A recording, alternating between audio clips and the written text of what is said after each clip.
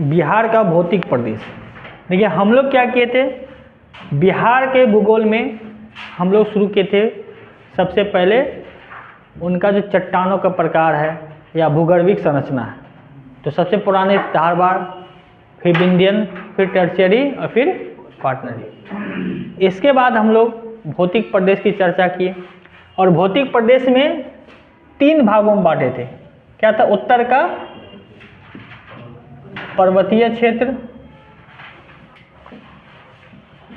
फिर विशाल मैदान और तीसरा क्या था? दक्षिण का पठारी क्षेत्र। ये देखे थे ना।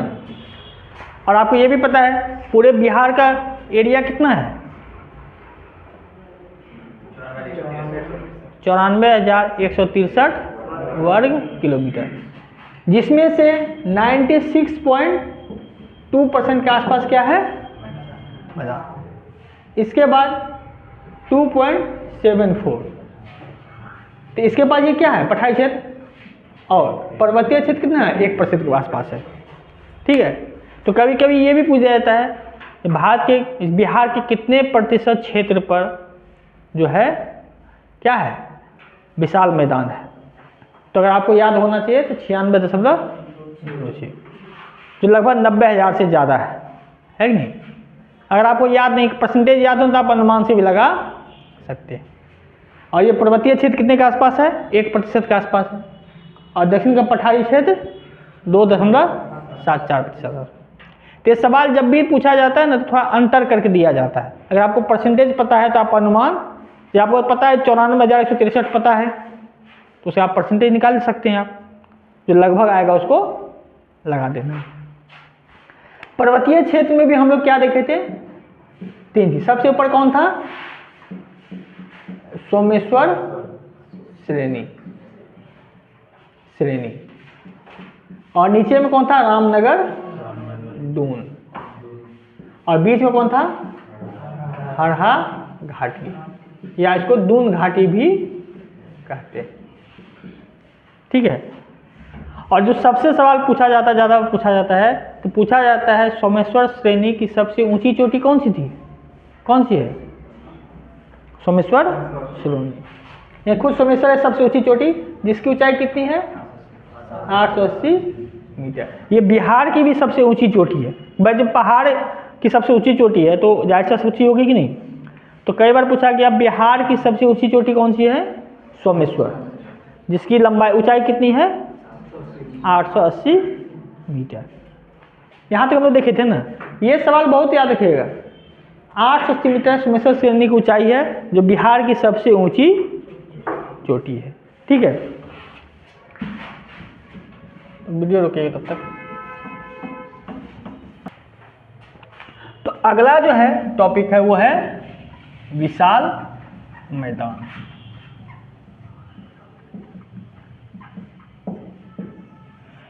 यानी बिहार में सबसे ज़्यादा क्या फैला हुआ? मैदानी क्षेत्र है, जो लगभग बिहार के 96% से भी ज़्यादा है। तो अब देखिए बिहार का जो मैदान है, विशाल मैदान, इसको हम लोग 2 भाग में बांट देते हैं। एक होता है गंगा के उत्तर का भाग और एक होता है गंगा के दक्षिणी भाग। तो यानी इसको हम क्या बांट दिए हैं? उत्तर का मैदान और दक्षिण का मैदान। यानी विशाल मैदान को भी हम लोग 2 भाग बांट देते हैं, उत्तर का मैदान और दक्षिण मैदान। और उत्तर का मैदान देखिए, ये जो उत्तर का मैदान है इसका जो एरिया है वो है 56,980 वर्ग किलोमीटर।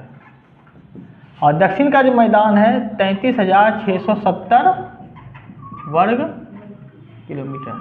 तो अब नक्शा से भी लग रहा होगा उत्तर का मैदान बड़ा है, क्योंकि ये लगभग 57,000 वर्ग किलोमीटर के आसपास है और ये कितना है? लगभग 34,000 के आसपास है। तो जाहिर सी बात ये बड़ा तो होगा ही। तो याद रखिएगा विशाल मैदान सबसे पहले क्या था? हम लोग ये देखे थे जो सबसे इस क्षेत्र में क्या था? सोमेश्वर श्रेणी था, है कि नहीं। बीच में क्या था, एक हरहा घाटी था, और बाद में फिर क्या था,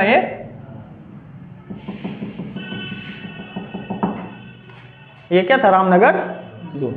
यानी ये हो गया आपका सोमेश्वर श्रेणी,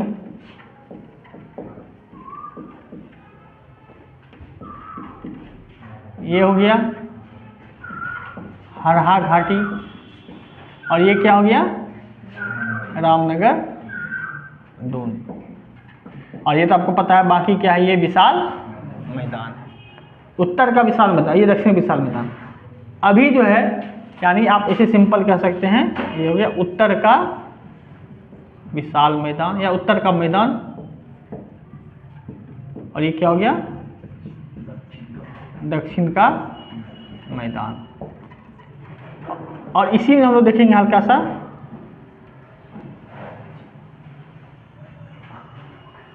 ये हो जाएगा दक्षिण का पठारी क्षेत्र। यानी आप इस हिसाब से इसको कर सकते हैं। तो अब इसमें देखिए सबसे बड़ा कौन है, उत्तर का विशाल मैदान, ये दक्षिण का मैदान है। तो यहाँ देखिए उत्तर का जो विशाल मैदान है, तो यहाँ इसका जो ढाल है, ढाल किधर है, नीचे, ऐसे ढाल इधर से है, यानी इस एरिया से इधर जा रहा है, ऐसे करके ढाल है इसका। तो कौन सा दिशा हुआ ये बताइए,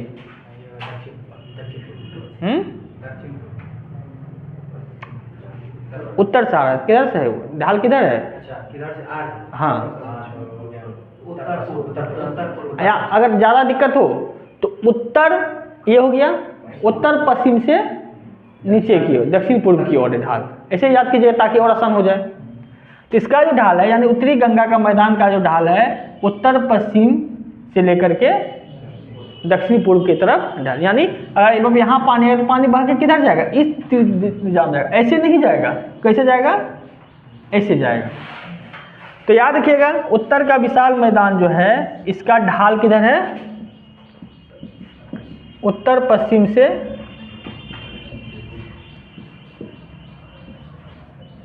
दक्षिण पूर्व ढाल है।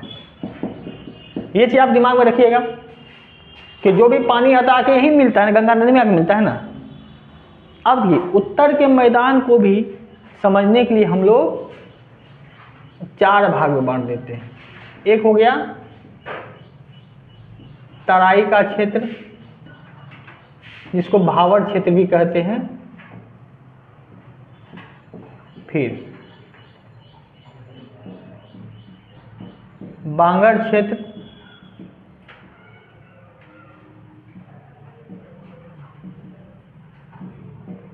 जलोढ़ क्षेत्र और चौड़िया मन। इसके अलावा एक और जोड़ दीजिए ताकि आपको समझने में और आसानी हो जाएगा, दियारा क्षेत्र।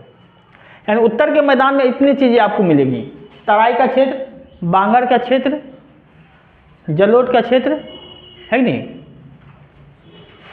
और चौड़िया मन और दियारा क्षेत्र। ठीक है, जलोढ़ कहिए या इसको आप खादर, सिंपल खादर लिख दीजिए। कौन सा क्षेत्र, खादर।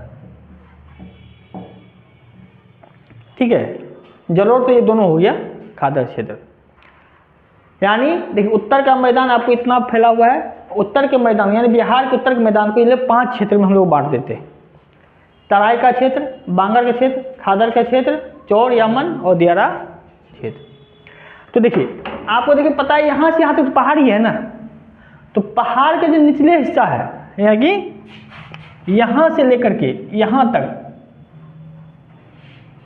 ये जो एरिया है, जैसे आप पहाड़ से नीचे उतरिएगा देखिएगा एक तराई का क्षेत्र होता है, जहाँ पे क्या होता है, जो पानी जमीन के अंदर चला जाता है और वहाँ आपको कंकर पत्थर मिलेगा। कभी आप लोग ऐसा फिल्म देखे जिसमें कश्मीर का सीन दिखाया जाता है, निचले हिस्सा का सीन, तो देखते पत्थर पत्थर, नदी में पत्थर पत्थर भरा हुआ रहता है। तो वो आपको नदी ऊपर जाता रहेगा, लेकिन उसके बाद नदी धीरे धीरे मिट्टी के अंदर घुस जाता है, हल्की हल्की पानी निकलेगी और पत्थर दिखेगा, कंकर पत्थर बालू आपको ज़्यादा मिलेगा। तो ये जो चौपट्टी है, यानी रामनगर दून के दक्षिण में पश्चिमी चंपारण से लेकर कहाँ तक फैला हुआ है, किशनगंज तक फैला हुआ है। ठीक है, यानी यहाँ से लेकर के यहाँ तक। तो इस क्षेत्र को हम लोग क्या कहते हैं?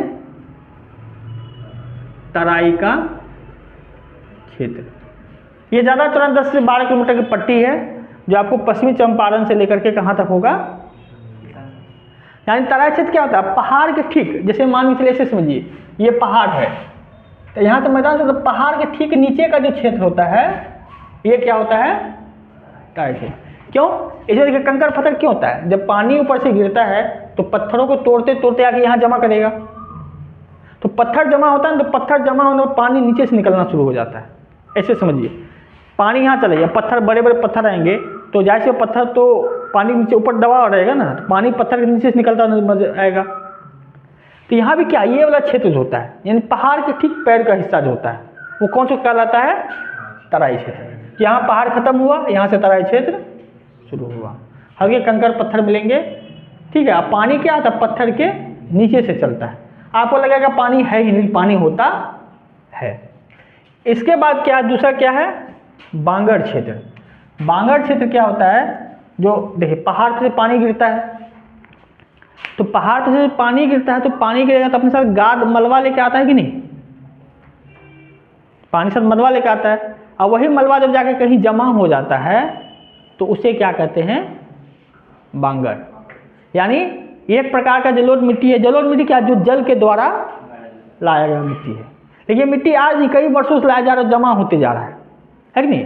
देखिए हर साल बाढ़ आता है, बाढ़ के साथ मिट्टी आता है, तो जो हर साल आता है नया जो होता है, यानी जलोढ़ मिट्टी, जो जल के साथ आने वाला मिट्टी जो हर साल आता है उसे कहते हैं खादर मिट्टी। और जो कई साल से आगे ला के साइड में रखा गया है उसे क्या कहते हैं? बांगर। यानी पुराना जलोढ़ आज से 5 साल 10 साल 6 साल 20 साल 25 साल 40 साल 50 साल 100 साल पहले लाया गया मिट्टी है, 1000 साल पहले, वो हो गया बांगर। और जो हर साल लाया जाता है वो होता है खादर, तो हर साल भी आता है ना। तो बांगर हो गया पुराना जलोढ़ मिट्टी और खादर हो गया नया जलोढ़ मिट्टी। तो ये जो पूरा एरिया है, तो आप देखिएगा नदी के किनारे का एरिया होगा, तो नदी के किनारे का एरिया क्या होता है? खादर। और नदी के बाद यानी हम लोग सहरसा, ऐसा कौन सा एरिया है? हम लोग बांगर मिट्टी पे, क्योंकि यहाँ नदी आज, ये मिट्टी आज नहीं लाया है, हो सकता है 100 साल बाद लाया, पहले लाया होगा, 200 साल पहले लाया होगा, है कि नहीं? तो ये जो एरिया है, ये एरिया कौन सा है? बांगर के एरिया है, बांगर। और खादर कौन है? जो नदी के किनारे का एरिया है। जैसे आप चले जाइए धमारा घाट में चले जाइएगा, बदला घाट में चले जाइए, हर साल मिट्टी लाया जाता है कि नहीं? तो खादर क्या हुआ? नया मिट्टी जो हर साल लाया जाता है पानी के द्वारा, नदी के द्वारा। अब बांगर जो पुराना होता है। तो याद रखिएगा ज़्यादातर कौन सा है? बांगर क्षेत्र है। यहाँ से पूरे इस एरिया में बांगर और खादर फैला हुआ है, कोई फिक्स नहीं है कहाँ आप एरिया बांट नहीं सकते। जैसे आप सहरसा को ले लीजिए, जिस जगह आप बैठे हैं, जो आपका गांव है, कितने साल से बाढ़ नहीं आया है आपके गांव में? भाई मेरे गांव में तो उनको लगता है लगभग 60-70 साल से नहीं है, जब से कोई किसी के बारे में सुनने नहीं आते बाढ़ आया है। तो हम लोग क्या है, इस सहरसा में इस जगह पे इसको कहते हैं बांगर मिट्टी। बांगर क्यों? ये बहुत पहले लाया गया मिट्टी। लेकिन आप चले जाइए धमारा, बदला, कोपड़िया, इसमें हर साल आता कि नहीं? इधर आप सुपौल चले जाइए, हर साल बाढ़ आता है कि नहीं? जो हर साल जो मिट्टी आता है वो हो गया खादर, और जो पहले आ चुका है बांगर। तो इसीलिए इसको आप बांट नहीं सकते, एक ही जिला में आपको दोनों मिल जाएगा। लेकिन ये बटा हुआ है, उसके नीचे के बाद है बांगर मिट्टी और खादर मिट्टी। बांगर क्या है? पुराना जलोढ़ मिट्टी जो नदियों के द्वारा पहले लाया गया है, और खादर मिट्टी जो प्रति वर्ष लाया जाता है। ठीक है, तो जलोढ़ 2 प्रकार का होता है, नया और पुराना। तो पुराना जलोढ़ हो गया बांगर और नया जलोढ़ हो गया खादर। जलोढ़ मतलब जल के द्वारा लाया जाने वाला मलबा या गाद। क्लियर है? अब आता है चौड़ या मन। अब देखिए कभी कभी आप देखते हैं छोटा मोटा धार आप लोग देखते हैं। चौड़ क्या होता है? जैसे बरसात आया, बरसात आया, जैसे बाढ़ आया, बाढ़ आने के बाद क्या होता है, फिर बाढ़ का पानी समाप्त है, लेकिन कहीं कहीं पानी जमा हो जाता है, जिसको हम लोग कहते हैं धार, जो कहते हैं, कहीं धार हो गया। तो ये सब क्या एक तरह से चौड़ है, मन है। ठीक है, ये आपको उत्तर बिहार के छोटे छोटे हर जगह आपको मिल जाएगा। जैसे आप लोग जाते होंगे धार देखेंगे नहीं कभी, तो धार क्या है? पहले वो नदी हुआ कर, वो नदी था नहीं, पानी आया तो उसमें पानी चला गया, फिर बरसात खत्म हो गया तो बाकी का पानी कुछ जगह पानी जमा हो गया जा करके, है कि नहीं? तो चौड़ और मन उसी को कहते हैं। किसको कहते हैं? जो पानी के द्वारा बरसात में जो पानी आया था, अब वो पानी कहीं जाके जमा हो गया, ठीक है, वो जो पानी जाके जहाँ जमा हो गया उस क्षेत्र को कहते हैं चौड़ या मन। तो इसके चौड़ या मन के कई एग्जाम्पल है, जैसे आप देखिएगा, एक है लखनी चौड़ है, ये आपको पश्चिमी चंपारण में है, जो बड़े बड़े प्रसिद्ध हैं। इसके बाद बहादुर चौड़ और एवं सुंदरपुर चौड़, ये आपको कहाँ मिलेगा? पूर्वी चंपारण में। इसके बाद कई और चौड़ है, जैसे कोठिया, बड़ियाही चौड़ इत्यादि, ये आपको कहाँ मिलेगा? मुजफ्फरपुर में। तो ये सब कुछ चौड़ के एग्जाम्पल, एक दो और चौड़ के एग्जाम्पल है जो देख लेते हैं कौन कौन सा है।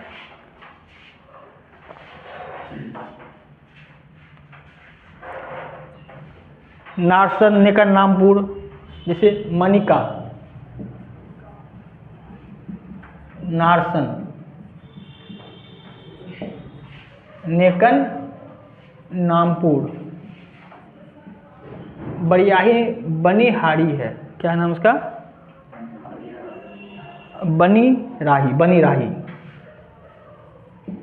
बनिराही, ये सब चौड़ कहाँ है? मुजफ्फरपुर। चौड़ मतलब क्या है? देखिए, कोई नॉर्मल सा गड्ढा वाला एरिया रहता है जहाँ बरसात के सीजन में पानी आता है और बरसात खत्म हो जाता है तो फिर वो पानी वहाँ बचा रहता है, उसे क्या कहते हैं? चौड़ या मन। जो आपको उत्तर भारत में हर जगह मिल जाएगा जहाँ जहाँ बरसात में पानी आता है। तो ये कुछ प्रमुख है जो बड़े स्तर पे है, जिसका नाम बिहार के इतिहास में भी या बिहार के भूगोल में अच्छे से लिया जाता है, कई बार सवाल पूछा भी जाता है। लखनी चौड़, बहादुर चौड़, सुंदरपुर चौड़, कोठिया, बनिराही, फिर मनिका, नारसन, नेकर नामपुर, ये सब आपको याद रखना पड़ेगा। तो यहाँ देखिए क्या, उत्तर का विशाल मैदान का एरिया कितना है? 56,980। और इसके हम लोग 5 भागों में बांटते हैं। तराई का क्षेत्र क्या है? जो पहाड़ के ठीक निचला हिस्सा होता है, उसमें क्या होता है? कंकड़ पत्थर होते हैं और नदियाँ उसके नीचे से बहती हुई नजर आती है। आपको नदियाँ नजर नहीं आएगी, लेकिन नदियाँ होती है। दलदल का क्षेत्र होगा, यहाँ सबसे ज़्यादा पेड़ पौधे होते हैं। मतलब जैसे आप देखे जाएगा, आपको लगा रही नदी है, नीचे से जाएगा पैर आपको धंस जाएगा, उसमें दलदल है, क्योंकि नीचे पानी रहता है, जमीन के नीचे से नदी चलता है। और इस एरिया में सबसे ज़्यादा पेड़ पौधे होते हैं, जंगल होगा, पूरा बड़ा बड़ा जंगल होगा। क्यों? नमी भी है, धूप भी रहता है, तो सबसे ज़्यादा जो जीव जंतु, सबसे ज़्यादा पेड़ पौधे आपको इसी एरिया में मिलेगा, जो पानी भी है, धूप भी आते रहता है। उसके नीचे जलोढ़ मिट्टी होती है। जलोढ़ मिट्टी जो जल के द्वारा, नदी के द्वारा लाई गई मिट्टी होती है। तो जो पुरानी मिट्टी होती है उसे कहते हैं बांगर, जो नई मिट्टी होती है उसे कहते हैं खादर। इसका पूरा एरिया यही दोनों से मिलकर बना हुआ है।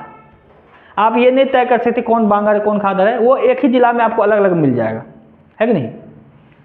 और चौड़ या मन क्या होता है? कोई गड्ढा क्षेत्र होता है जहाँ बरसात के सीजन में बाढ़ से पानी आता है, नहीं फिर वो पानी जब बाकी जगह पानी हट जाएगा उस गड्ढे में पानी जमा रह जाता है, तो उसको हम लोग आम भाषा में धार कह देते हैं।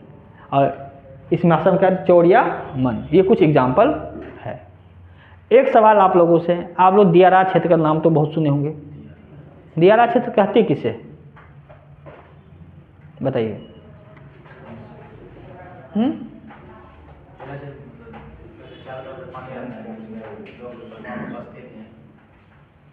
एक हद तक सही है।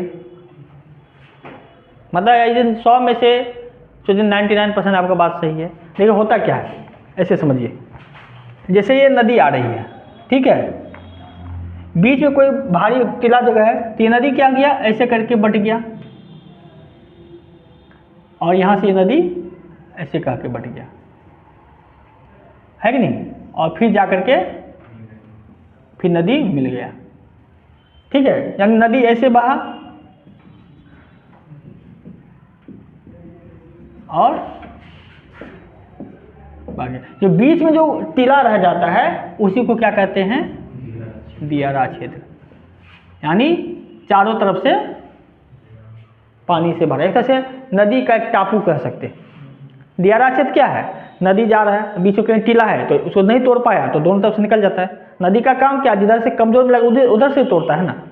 नदी का क्या है, हम बार बार फिर क्रिकेट की चर्चा करते हैं।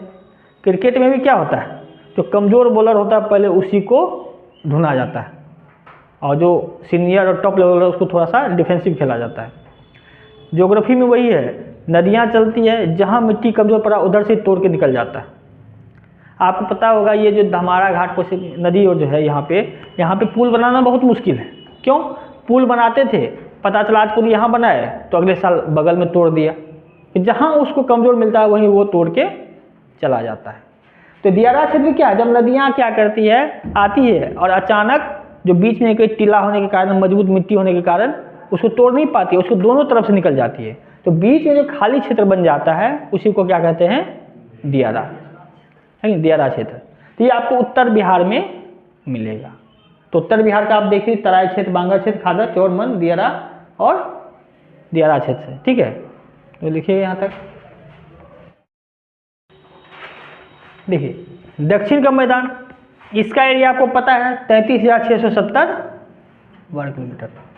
तो ये दक्षिण का मैदान जो बना है, जो दक्षिण की, जो गंगा की दक्षिण से नदी मिलती है, देखिए हमने क्या किया, इसका निर्माण क्या हुआ, उत्तर से आने वाली नदियों से मिला गंगा से, और इसका निर्माण क्या होगा, गंगा और उसके दक्षिण सहायक नदियों से, जैसे हो गया कर्मनाशा, पुनपुन, सोन नदी, अजय नदी, ये सबसे मिलकर बना है। ये सब क्या था, कोसी, गंडक, घाघरा, महानंदा, इससे मिलकर बना हुआ था।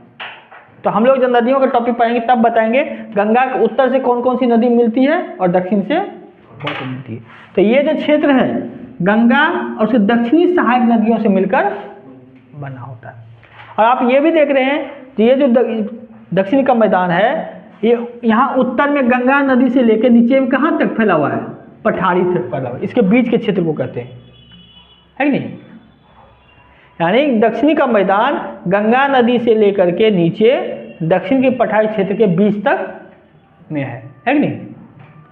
ऊपर में क्यों लिखा है कि ऊपर में यहीं पे केवल पहाड़ी, यहाँ तो पहाड़ी नहीं है ना, तो फिर दूसरा देश ही बन जाता है ना, इसलिए उसमें हम नहीं लिखा है दोनों के बीच में, कि दोनों के बीच में नहीं आता है ना, लेकिन यहाँ तो क्लियर है इसके और इसके बीच में। तो दक्षिण का मैदान का पहला पॉइंट क्या है, ये गंगा एवं दक्षिणी सहायक नदी से मिलकर बना है।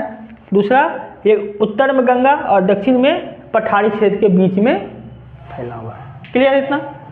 तीसरा पॉइंट क्या रहता है, ये देखिए पश्चिम में ज़्यादा चौड़ा है, किसकी तुलना में, पूर्व की तुलना में। तो ज़्यादा चौड़ा किधर है, पश्चिम में, और पूरब में कम चौड़ा है, ठीक है। यानी इसका जो पॉइंट है, पहला पॉइंट, ये कहाँ से आता है, गंगा एवं दक्षिणी सहायक नदियों के द्वारा निर्मित है, ठीक है। इधर से नदी आती है। दूसरा क्या है, दक्षिण का मैदान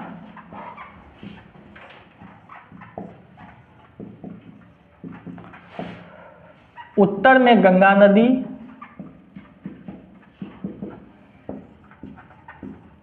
और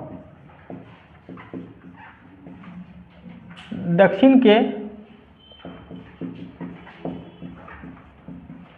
पठारी क्षेत्र के बीच है, ठीक है। और तीसरा पॉइंट क्या है, दक्षिण के मैदान, ऐसे लिखिए, पश्चिम में ज़्यादा चौड़ा है, ठीक है। अच्छा अब ये बताइए इसका ढाल किधर से किधर होगा।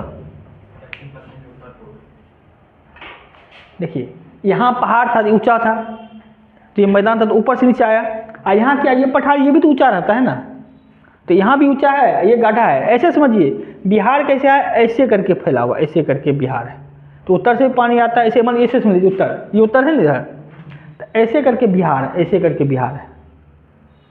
तो उत्तर की नदियाँ ऊपर से नीचे आती हैं और इधर की नदियाँ इधर से जा, बीच में गंगा नदी में मिल जाती है दोनों। तो ऐसे ऐसे है, इधर से दक्षिण नदियाँ आएगी, इसमें मिलेगी, इधर से उत्तरी नदियाँ, और फिर मिल के आगे चलती है, क्योंकि यहाँ पठार है, ऊंचा होगा ना। तो यहाँ ढाल किधर है, ढाल इसका इधर से इधर है, यानी इसका जो ढाल है, ढाल दक्षिण पश्चिम से